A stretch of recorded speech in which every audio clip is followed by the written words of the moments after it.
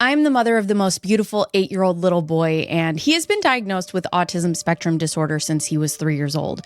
At 8 years old, his communication is still extremely limited, and based on the trajectory we're on, there's a very real chance that he may never be able to live independently. I want to start this video by telling you that because it matters, because it frames every single thing that I'm about to say. This isn't the life that we expected. This journey wasn't something we planned, but as parents who truly love our children, we know this one simple truth. No matter the challenges, no matter the diagnosis, our children are not disposable. And I don't know what it is about this space on YouTube, these family vloggers, but time and time again, the focus seems to only fall on the mothers. Kevin Franke gets off with nothing. James Stauffer gets to keep uploading car detail videos like nothing ever happened. Meanwhile, their wives, rightfully criticized, carry all the public blame. But these people built their brands together, they rose together, and they made these choices together.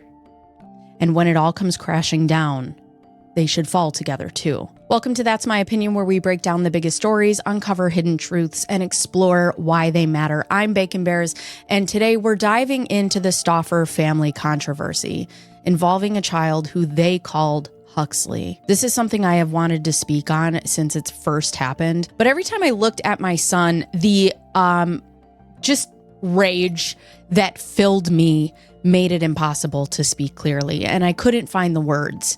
I knew I wouldn't be able to say what needed to be said until now. And y'all are in trouble because just know when a Gemini can articulate calmly, it's not good. Everything I say in my video is alleged. Do your own research, form your own opinions because this one's mine, and let's get into it. Now, my personal belief is that if you choose to bring a child into the world in any capacity, that decision deserves your full commitment. Becoming a parent should be taken incredibly seriously. And if you choose to step into that role, it should be the most important responsibility of your life. What really gets under my skin is when people treat their children like accessories. They have them just because they think they'll be cute or talk about parenting online in the most flippant, detached ways. Parenting is not a trend. It's not content. It's a lifelong responsibility. Bringing another life into this world or deciding to take on a child so that you can help them or give them a better life should never come from a moment of, we just looked at each other one night and thought, let's just have a baby. If you have the ability to create structure, to prepare, to build a stable environment that gives a child the best possible experience in the one life that they'll have on this planet, why wouldn't you do that? Let me introduce you to a one Mrs. Myka Stauffer. I've been dating maybe, I want to say maybe 4 or 5 months. It wasn't a terribly long time. And we looked at each other and we decided that we wanted to make a baby. No. This isn't the first time that she'll make a decision like that. In fact, this is one of 2 times that she'll do something like this. And when I tell you it shocked the literal shit out of me, I mean it. This is not a puppy.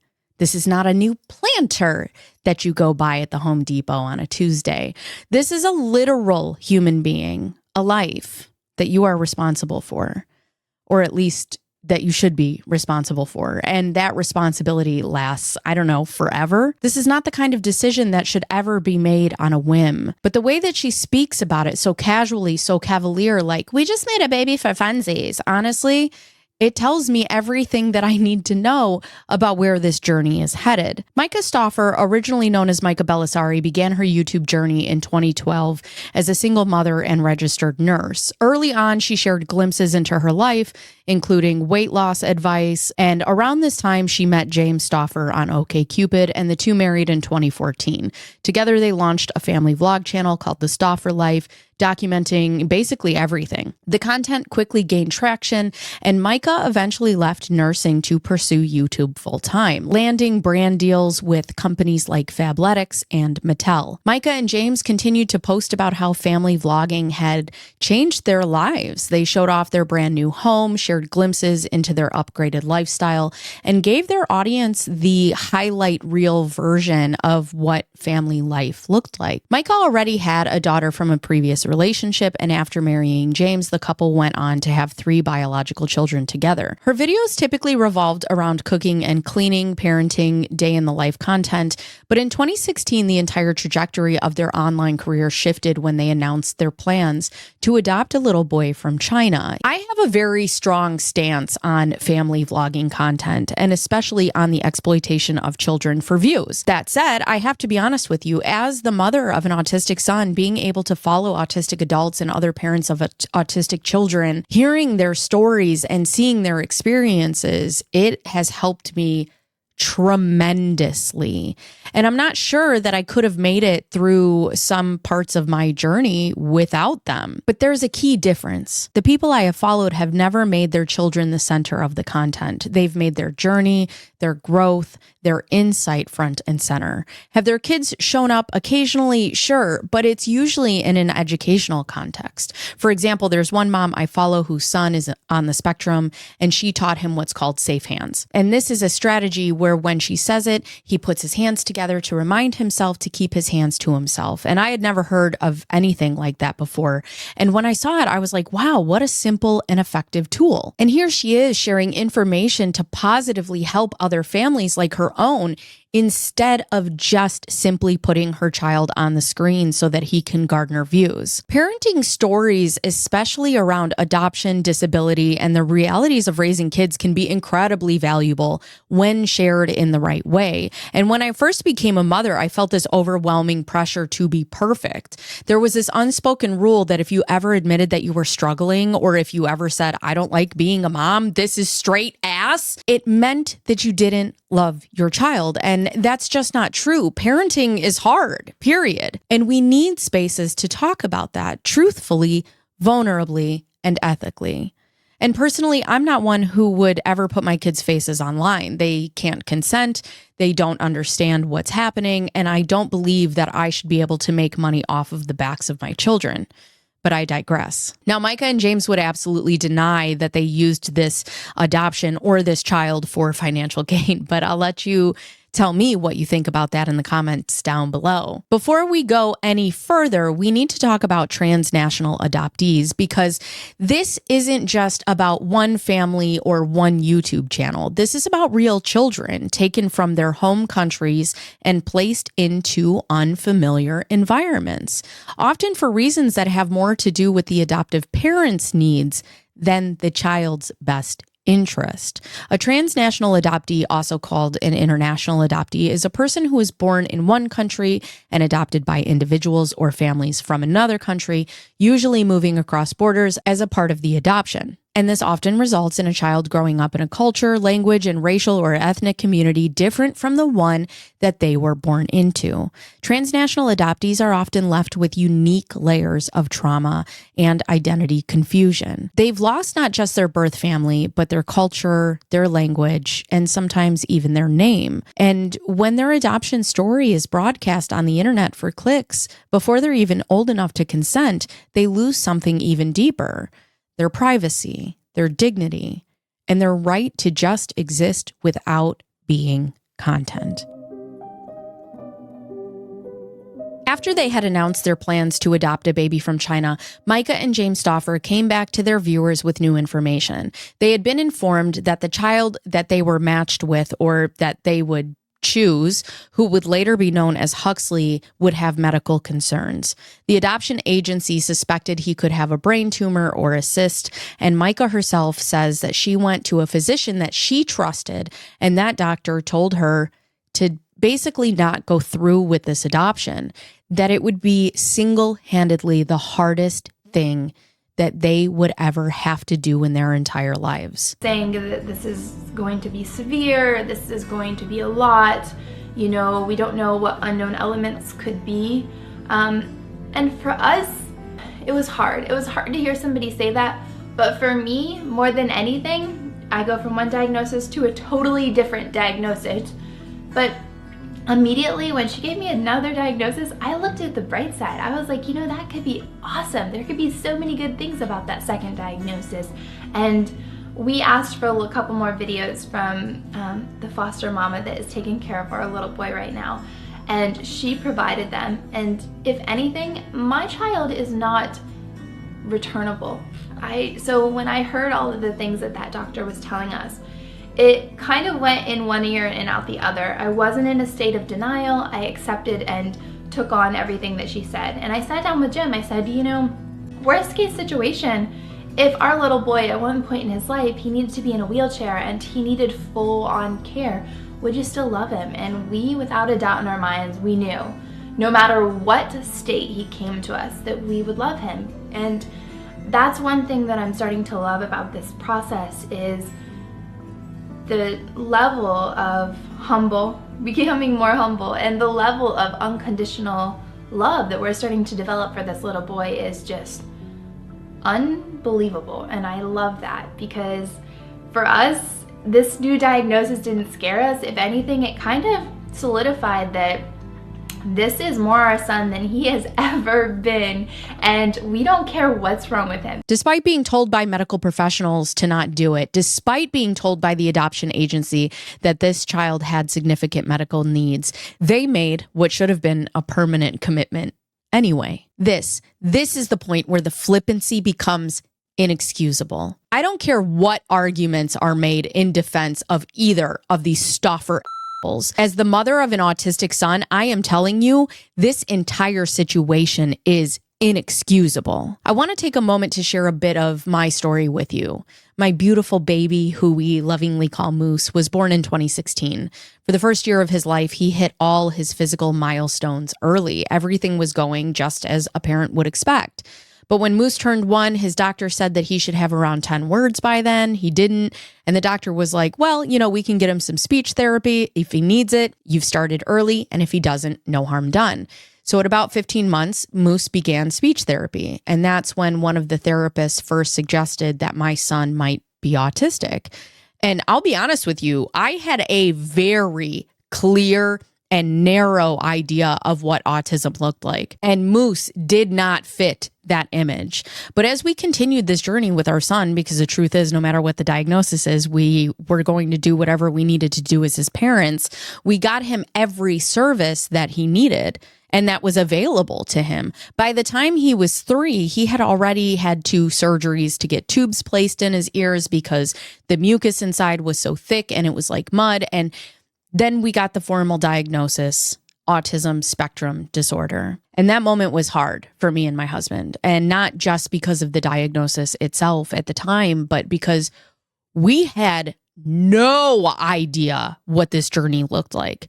No one in our families had gone through this. We didn't have close friends who experienced this.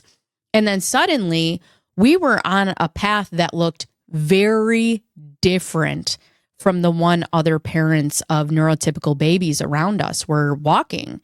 And it was scary. It was isolating, but it has truly changed our lives for the better by 1,000%. Because never, not once ever, have I ever considered giving my son away. But that's what devastates me the most about this whole situation, because if Myka and James had gone through this journey with one of their biological children, I truly believe that they would have done everything in the world in their power to support that child.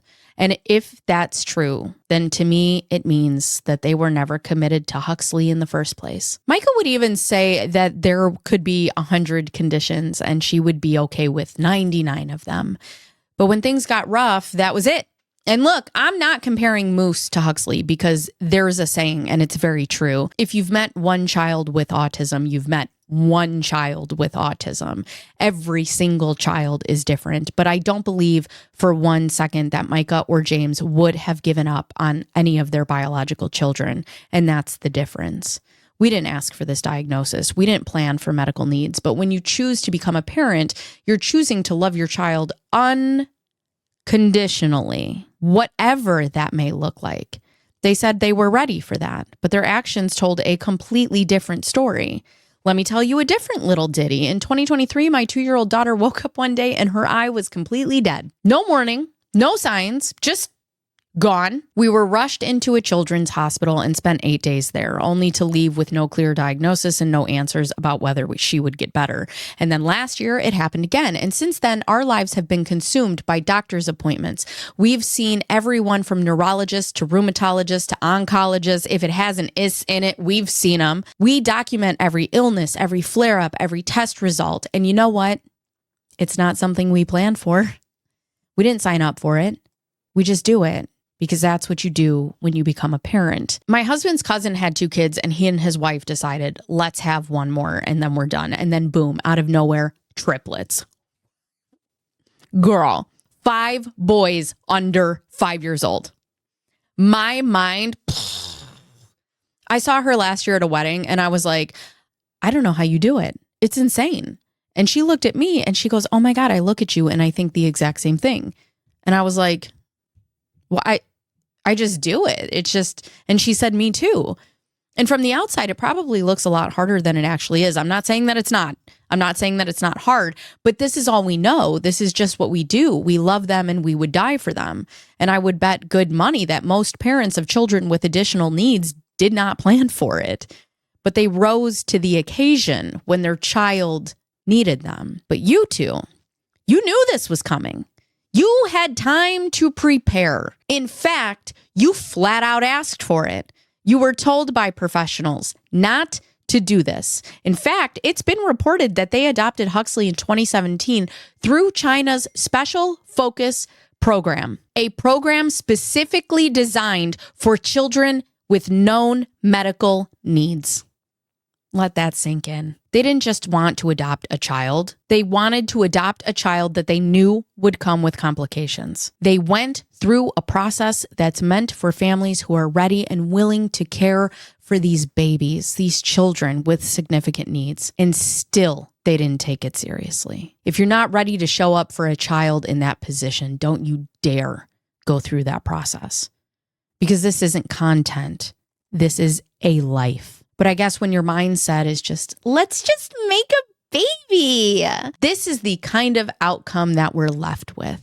Anyways, James and Myka would sell access to Huxley and his image under the guise of a fundraiser. They initiated a fundraiser to support the adoption of Huxley from China. They encouraged their YouTube audience to donate $5 increments, each corresponding to a piece of a 1,000-piece puzzle. As donations were made, the pieces of the puzzle were revealed, culminating in a photo of Huxley once the puzzle was complete, and donors' names were recorded in Huxley's memory book as a token of appreciation. Nothing says we're not doing this for financial gain like selling a photo of a child.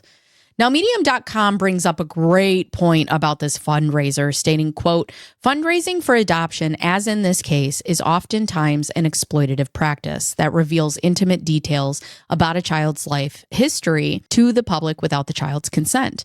Fundraising for international adoptions can make it feel like children are being bought instead of cared for. It adds even more money into a process that already favors wealthy, mostly white families from Western countries, instead of focusing on helping children to stay with their birth families or remain in their home countries. It creates a system where kids are treated like products in a global market, something people can buy if they can afford it. While Huxley was in their care, Myka and James featured him regularly on their channel. They shared vlogs about him with the family, bonding moments with his new siblings, and tried to paint this picture of a happy, growing household.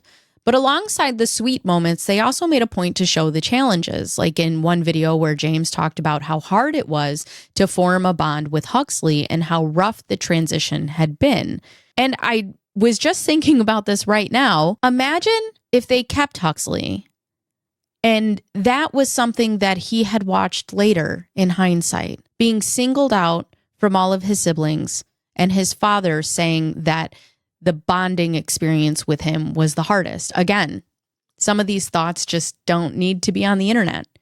Your kids also will have access to this content. And then there were a lot of videos that made a lot of people uncomfortable. In one vlog, they showed Huxley with his thumb duct taped to keep him from sucking it, something that they claimed was related to food anxiety. The footage was later deleted after people started questioning how appropriate or even safe that kind of treatment was. And again, I have to ask this question.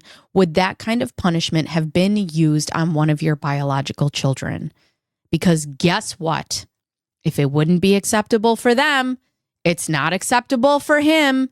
This concept is not difficult. But don't worry, Myka and James Stauffer did go on to acknowledge that using duct tape on Huxley's thumb was, in their words, a quote, bad judgment call. They admitted that they should have used a specialized device made for that purpose instead. And with a quick Google search, there are, in fact, plenty of tools available that are safe, effective, and designed with a child's well-being in mind. Would you look at that? These videos racked up views. Their subscriber count jumped. Sponsorship started rolling in, but as time went on, it became harder to ignore the fact that they were making money off of Huxley's most vulnerable moments. Myka and James Stauffer began to observe behaviors that concerned them, such as headbanging and biting. These behaviors prompted them to seek medical evaluations, and by the fall of 2018, Huxley received a formal diagnosis of a level 3 autism. The diagnosis indicated more profound challenges than the Stauffers had initially anticipated. Despite this, they continued to document their experiences with Huxley on their YouTube channel, sharing both the joys and difficulties of raising a child with different needs. There's a video of Myka saying that, quote, "We noticed that when we do speech therapy or when we do ABA, he doesn't learn as fast as when it's just me or him sitting in a room together." And I want to talk about ABA therapy. ABA therapy stands for Applied Behavior Analysis, and it's a commonly used therapy to help kids with autism or other development challenges learn specific skills and reduce behaviors that might get in the way of learning or daily life. And it's basically a way of breaking down tasks like brushing teeth, making eye contact, or following directions into small, manageable steps, and then using positive reinforcement like praise, rewards, or encouragement to help the child learn those steps over time. It's often used to help with communication, social skills, and everyday routines. Some families find it super helpful, while others feel it can be too rigid or not personalized enough, especially if it's used in a one-size-fits-all kind of way. And like any therapy, how it's done really matters. Now, I personally want to tell you that after doing my research as a mother and looking into what autistic adults who went through ABA therapy had to say, we as a family chose not to put my son through ABA therapy. Many autistic adults have spoken out against ABA therapy because for a long time, the goal of ABA wasn't to support or understand autistic people. It was to make them appear less autistic.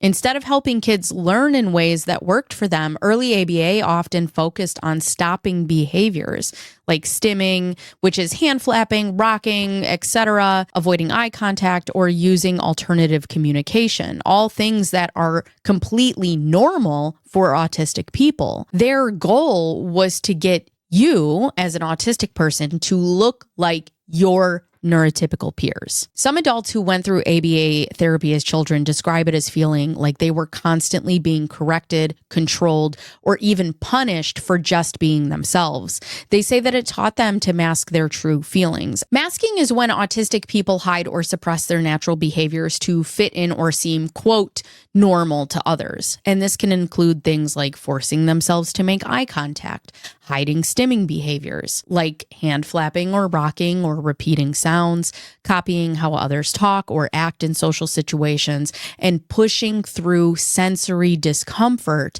to avoid drawing attention. And it's basically a way of blending in to avoid being judged, bullied, or misunderstood. But it comes at a cost. Many autistic adults say that masking is exhausting, and it can lead to anxiety, depression, and even identity loss because they feel like they can't really be themselves. Modern ABA has changed in some ways and can be more compassionate and child-centered now, but many autistic adults still believe that the focus should shift away from, quote, fixing and toward supporting, understanding, and accepting neurodivergent people as they are. Now, for us as a couple, we are autistic affirming. There is nothing wrong with our son. There's nothing to fix about him. We want him to be exactly who he is while also supporting his needs. And yes, there are things that he needs to learn, just like any child, but he doesn't have to learn them the same way or at the same pace as his neurotypical peers. And here's just a small, silly example, but I think it explains it well. While most kids in a class are required to sit at a desk, my son physically cannot do that. He cannot. Because my son, and I got the same thing, a busybody. That boy's got a busybody. It's not comfortable for him or productive. So in turn, he gets to stand while he works or sit on the floor because that's what helps him succeed. And thankfully, we work with a school and a district that are aligned with that same goal. They want to meet Moose's needs so that he can thrive. Our goal as a family and as a team with his educators is to help Moose reach his full potential alongside his peers. And that path might look different. It will look different. But we are not willing to compromise who he is just to make him fit a mold. And I also just want to make it very clear, if you are not familiar. Just because a child is nonverbal does not mean that they cannot communicate. Communication doesn't always come through speech. I want you to imagine I pick you up in a helicopter and I drop you off in the middle of nowhere in a country where you don't speak the language. How would you get your point across? How would you tell someone that you were hungry? How would you show someone what you needed? And that's exactly what our kids are doing.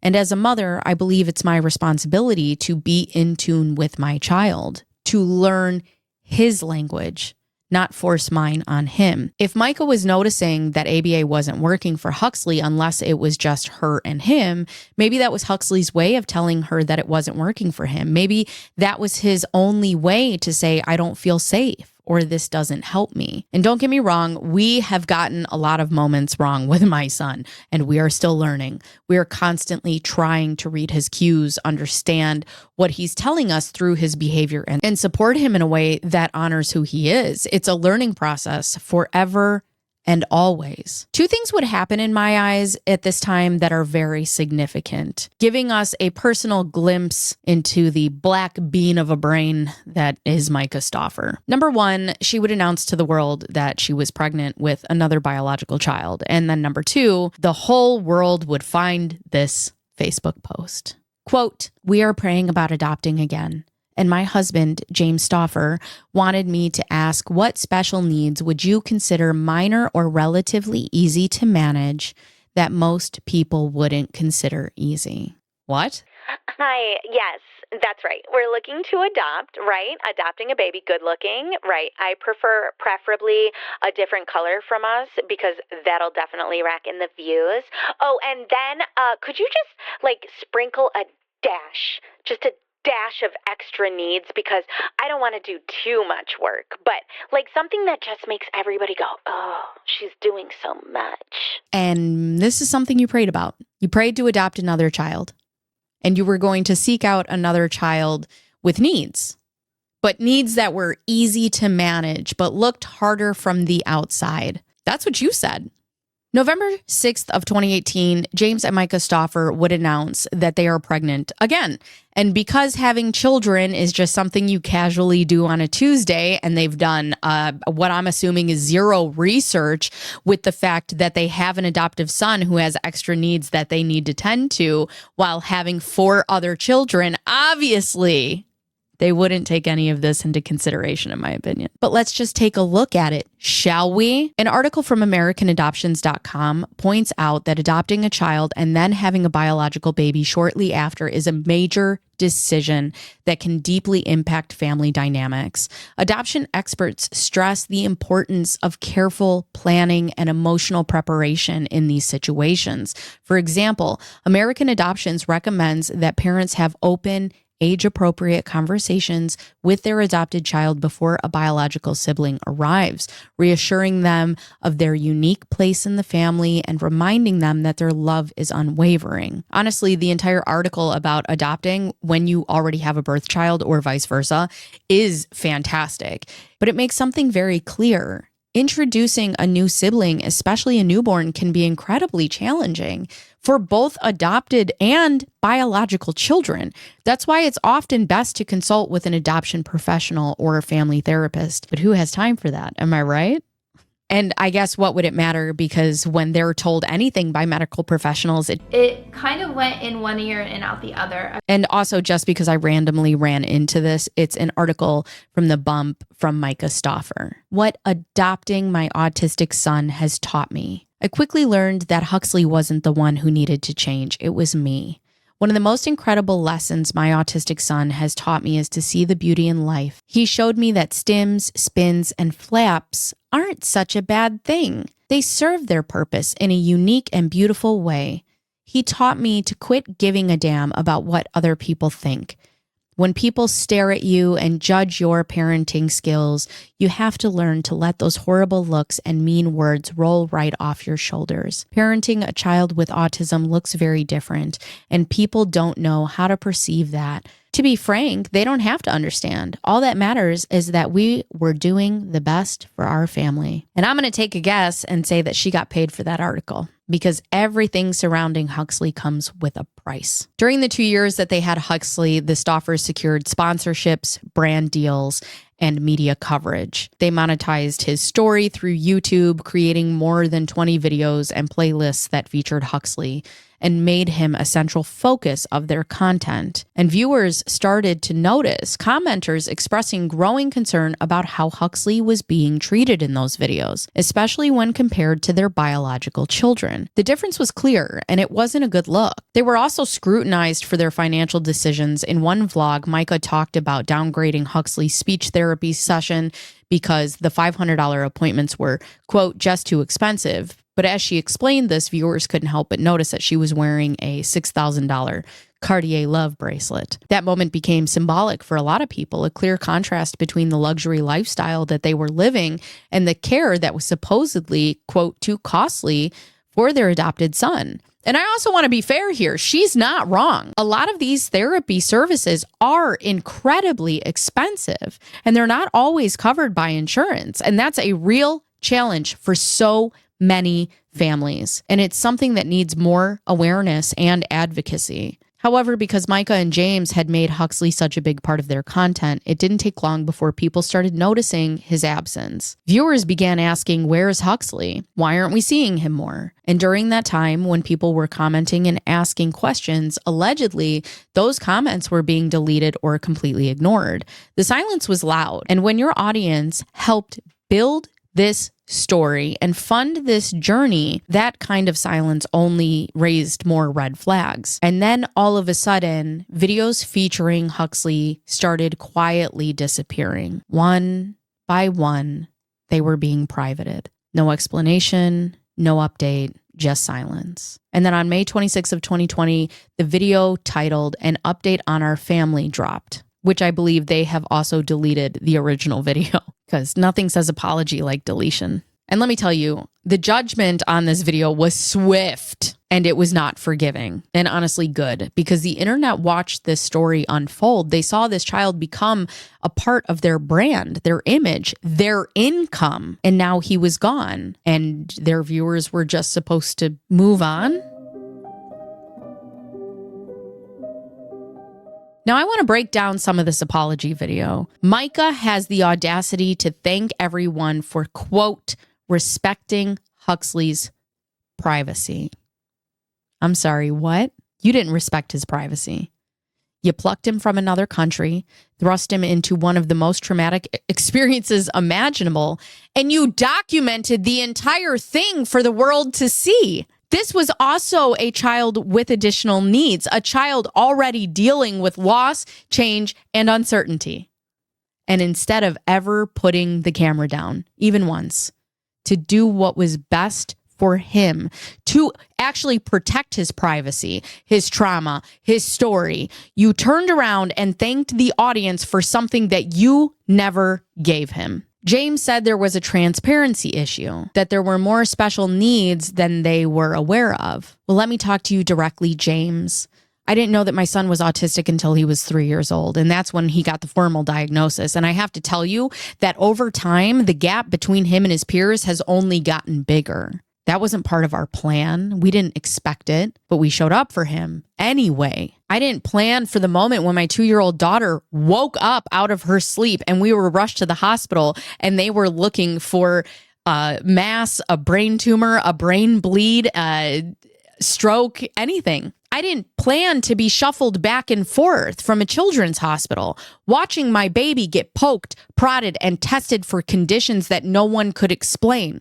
I now know words like cranial third nerve palsy and neural fibromatosis. I never wanted to know those words. And that's been our last 2 years. And you sought out a child with extra needs. You were told by a medical professional that this would likely be the hardest thing that you ever did in your entire life, and you still went through with it. So no, this isn't about transparency, because here's the truth. Having a child is never transparent. Sometimes a child develops normally, and then one day something changes the trajectory of their life forever. And we're just supposed to give up on them then. And of the parents who I know who are raising neurotypical children, many of them have watched their kids hit their teen years and then suddenly be overtaken by mental illness, anxiety, depression, suicidal ideation. And guess what? They didn't plan for that. They didn't expect it, and it's exhausting. But you know what else they didn't do, James? They didn't rehome their children because they're not fucking puppies. What the medical professionals have told you after you had Huxley is not what you ever wanted to hear. Imagine what would have happened had you listened before that baby even got here. What a concept. It kind of went in one ear and out the other. After multiple assessments and multiple medical professionals came together and told you the same thing that they told you 2 years beforehand, 3 years beforehand, you listen now. And why is that? Because it's hard? Again, I would love to sit down with these two and ask them if the same challenges arose in one of your biological children, would you give them to a new family? Also, 2 years? That's nothing. I want you to take a step back and really put this into perspective.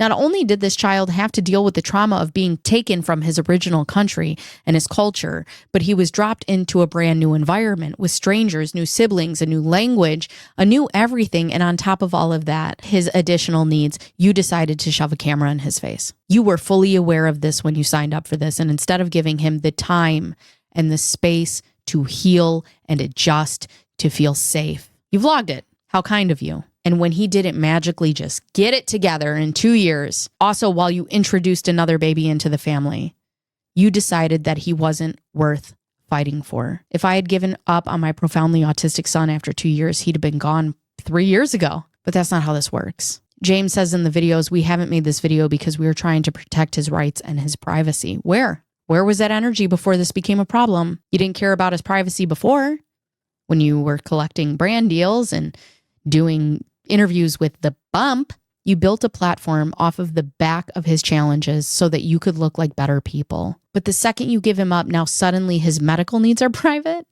His challenges are too sensitive to share. And then Myka says later in an Instagram post, I wish I could tell my story. Bitch, that's all you've ever done. You had no problem telling your story, and you certainly had no problem telling his, right up until it stopped being convenient for you.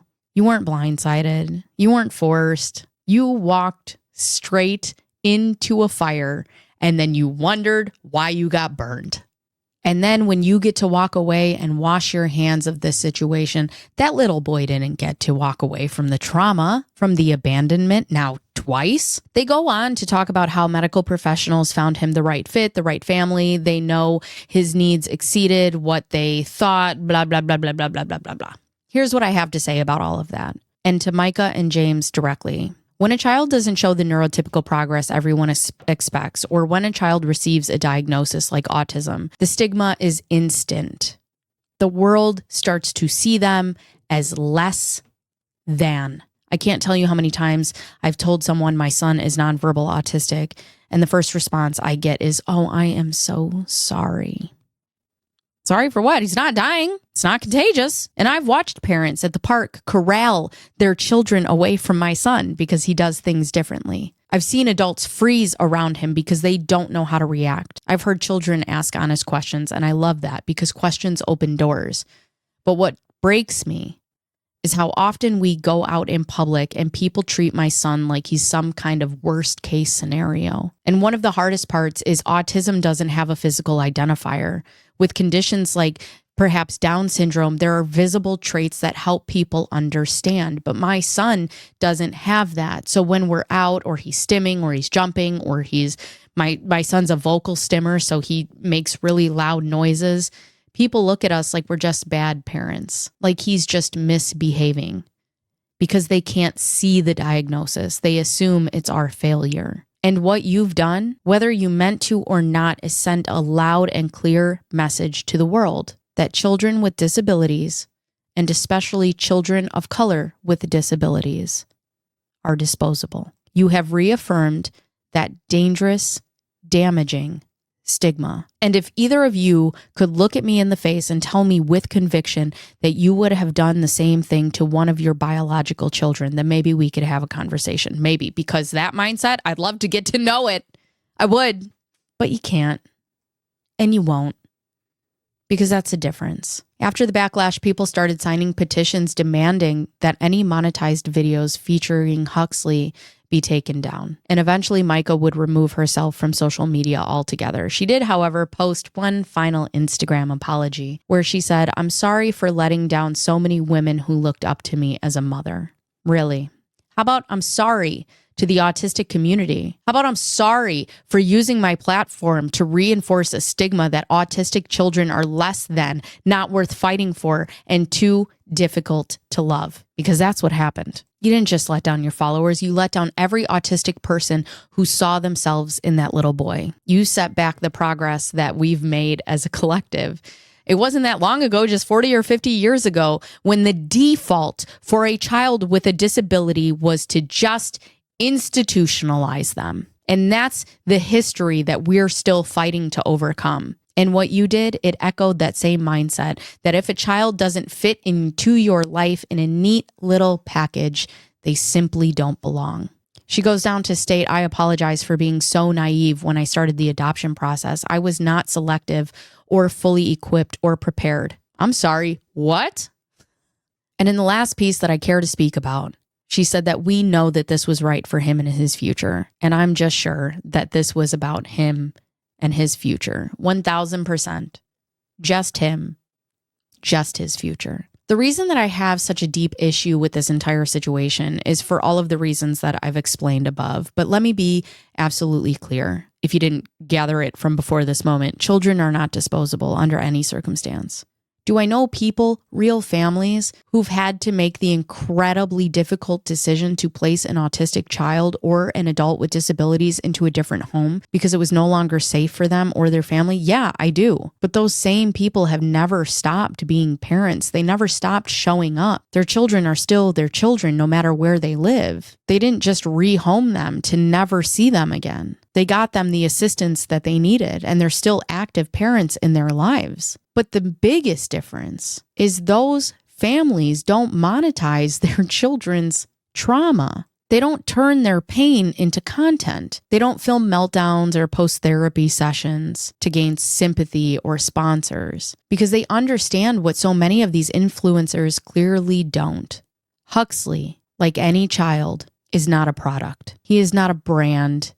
He is not a thing to be purchased, promoted, and then quietly discarded when the storyline changes. This isn't just about rehoming a child you once claimed to love. This is about the systemic exploitation of children for clicks, for income, for ego, and how dangerous that has become. And my final thought, James Stauffer still has a channel. He's still here, still posting.